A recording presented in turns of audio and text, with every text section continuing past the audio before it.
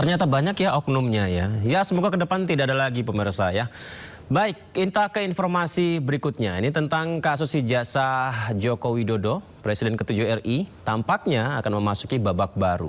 Ahli kubu Roy Suryo CS Komjen Purnawirawan Ugroseno menyampaikan bahwa kasus ini sudah bergeser dari fitnah dan pencemaran nama baik menjadi dugaan penggunaan ijazah palsu untuk pencalonan dalam pemilu.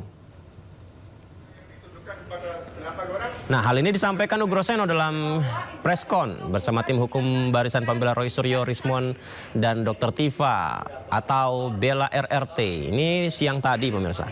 Dinilai dengan adanya restoratif justice, kasus pencemaran nama baik dan fitnah yang menjerat Roy Suryo CS tak bisa dilanjutkan ke pengadilan. Ugroseno minta penyidik bergeser ke pokok perkara awal dan fokus pada pembuktian keaslian dokumen ijazah Presiden ke-7 RI Joko Widodo. Itu yang prinsip ingin saya sampaikan. Jadi kalau peristiwa pencemaran nama baik dan fitnah sudah berhenti, nah bukan berarti perkara yang berkaitan dengan pokok perkara awal yaitu masalah dugaan ijazah palsu itu berhenti. Itu tidak berkait, ya, tidak seperti kapal dengan jangkar bukan. Ya. Nah, ini nanti akan maju berdasarkan putusan KIP yang dimenangkan oleh saudara Bonatua tadi. Dan ini akan masuk babak baru, ya selain dari yang laporan TPO dulu di Barreskrim, juga akan dibuatkan laporan polisi baru oleh Pak Bonatua atau siapapun nanti yang melaporkan para komisioner KPU di Solo, di Jakarta dan di pusat. Ya. Jadi sekali lagi mohon dipisahkan antara peristiwa laporan polisi yang dilaporkan di Polda Metro, ya, dengan peristiwa penggunaan dugaan ijazah palsu tadi untuk menjadi calon wali kota begitu. Kalau penyidik Barreskrim atau penyidik Polda Metro Jaya mau serius, inilah saatnya kita menggeser kembali permainan, bukan pada pencemaran nama baik, bukan pada penghinaan, bukan pada fitnah, bukan pada ujaran kebencian, tetapi pada inti pokoknya, yaitu apakah ijazah Jokowi yang digunakan untuk wali kota, gubernur, dan presiden 2014-2019 itu asli atau palsu. Sementara itu Tifa Fauzia Tiasuma atau yang kita kenal Dr. Tifa mengungkap fakta lainnya, yakni perbedaan antara ijazah Joko Widodo yang diserahkan ke Barreskrim dan ijazah yang dipresentasikan oleh Barreskrim pada 22 Mei 2025 lalu. Dr. Tifa mempertanyakan spesimen ijazah Jokowi mana yang sebenarnya digunakan Puslap 4 Polri untuk diuji. Kalau memang Barreskrim sudah melakukan penyitaan, Pak Joko Widodo sudah melakukan penyerahan ijazah asli sebelum presentasi disampaikan oleh Dirtipidum Barreskrim di tanggal 22 Mei 2025, ya, mengapa Barreskrim mempresentasikan fotokopi ijazah ini dan mengapa Barreskrim tidak mempresentasikan ijazah ini? Ini yang menjadi pertanyaan besar sekali. Jadi yang diuji oleh Puslapor itu yang fotokopian ini atau yang katanya ijazah asli yang disita ini, ya. Padahal dalam satu hari semua masyarakat Indonesia, ya, melalui media televisi kita menyaksikan kemunculan dari dua versi ijazah ini yang jelas sekali ini beda, ya.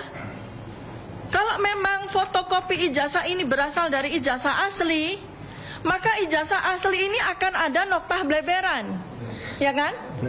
Ya. Lalu pada fotokopi ijazah ini bleberan dari mana? Artinya apa?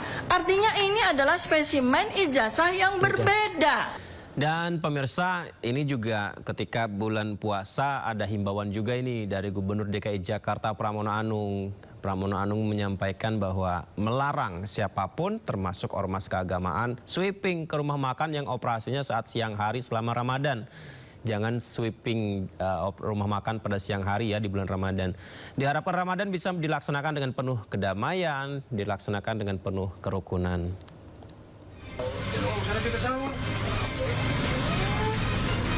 Penertiban atau sweeping rumah makan yang kerap terjadi saat bulan Ramadan dengan tegas dilarang Gubernur DKI Jakarta Pramono Anung. Karena aksi ini hanya untuk membubarkan pelanggan yang sedang makan di saat waktu berpuasa masih berlangsung. Pramono berharap pelaksanaan Ramadan akan penuh kedamaian dan kerukunan. Ia berkomitmen menata wajah Jakarta agar selaras dengan momentum Hari Besar Keagamaan. Dan hal ini sebagai bentuk penghormatan terhadap keberagaman masyarakat ibu kota. Tentunya saya sebagai gubernur bertanggung jawab untuk itu dan saya tidak mengizinkan untuk ada sweeping apapun. Saat ini Pemprov DKI Jakarta juga tengah mempersiapkan pelaksanaan berbagai perayaan keagamaan di Jakarta. Sementara selama Ramadan, ornamen-ornamen khas Islami akan menghiasi sudut kota, mengingat mayoritas penduduk Jakarta beragama Islam. Dari Jakarta, Tim Liputan iNews melaporkan. Besok malam Kementerian Agama akan menggelar sidang isbat penentuan awal Ramadan. Sebelumnya Ormas Muhammadiyah telah menetapkan awal puasa pada hari Rabu. Sementara Majelis Ulama Indonesia menyatakan ada potensi perbedaan awal puasa di tahun ini, pemirsa.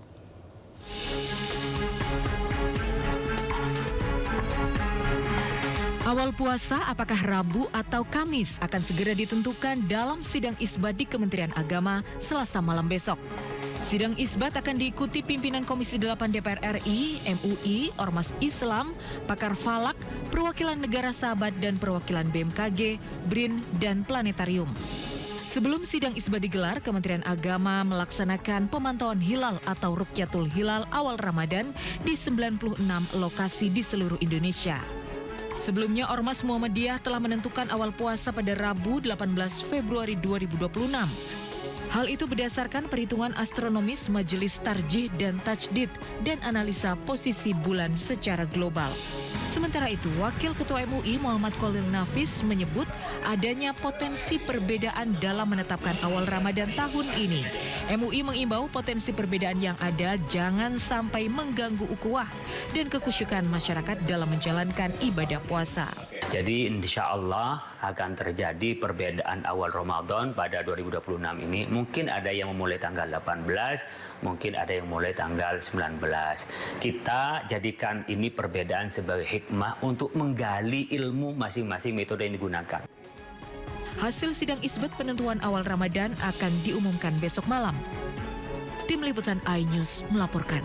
Akibat meluapnya aliran sungai Babon, Jalan Pantura Semarang Demak di Kaligawe kilometer 7 tersendat. Pemirsa, genangan mencapai 30 cm membuat arus kendaraan dari Demak maupun Semarang tersendat.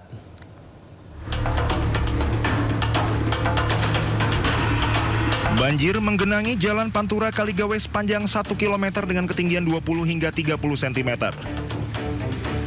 Banjir disebabkan meluapnya Sungai Babon menggenangi sisi jalan dari arah Demak menuju kota Semarang. Arus lalu lintas dari Demak menuju Semarang tersendat karena harus melewati banjir. Selain itu, banyak sepeda motor mogok akibat banjir. Untuk mengurangi genangan air, polisi membuka pintu air serta menyingkirkan sampah agar air kembali mengalir ke Sungai Babon. Petugas gabungan terus memantau dan menangani genangan air di Jalan Kaligawe, memastikan keselamatan pengendara dan kelancaran lalu lintas. Dari Semarang, Jawa Tengah, Doni Marendra, iNews melaporkan.